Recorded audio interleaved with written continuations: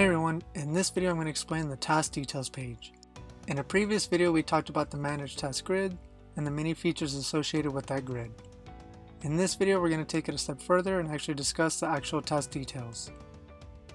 Okay, so from the manage task page we can select a task to work with.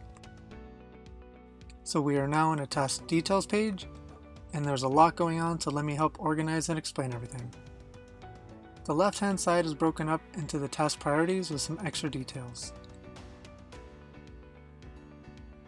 To edit the information on the left-hand side, you have two ways to do it. You can either click on the information you want to update. For example, we want to update the status. Then we can click on the status and an update box will appear. The second option you have is to update the task using the edit button in the bottom right corner. You can click on that and the edit screen pops up where you can update anything you want. Just don't forget to save your changes at the bottom.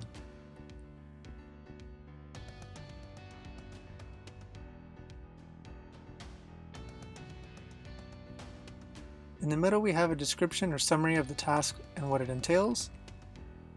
And then underneath that we have comments, work log, and a document section. The comments section is to add any comments or details that you want to add or mention about the task specifically. Using the comment input section, you can add in specific instructions, links, or images to explain exactly what you're trying to get across. Then you have the work log tab, which is used as a log time feature to allow people working on the task to detail how long they've spent working on the task and what they accomplished in that time frame. And then you have the document section, which is where you can attach Excel or Word documents.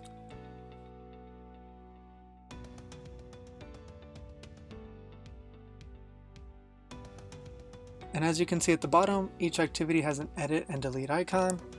We give you the option to edit or delete each activity related to your task. And then on the right side, we have all the contacts, companies, opportunities, and initiatives connected to this task. One last thing is if you want to delete the task permanently, you can select the red X button in the bottom right corner. But once you do that, you delete it completely from your system, so please be aware of that. And that about wraps it up. Hopefully this quick walkthrough explained more of how the task details page works and answers all of your questions. Thanks again for watching the video, and if you found this useful, please hit that like button and don't forget to subscribe to know when a new video drops.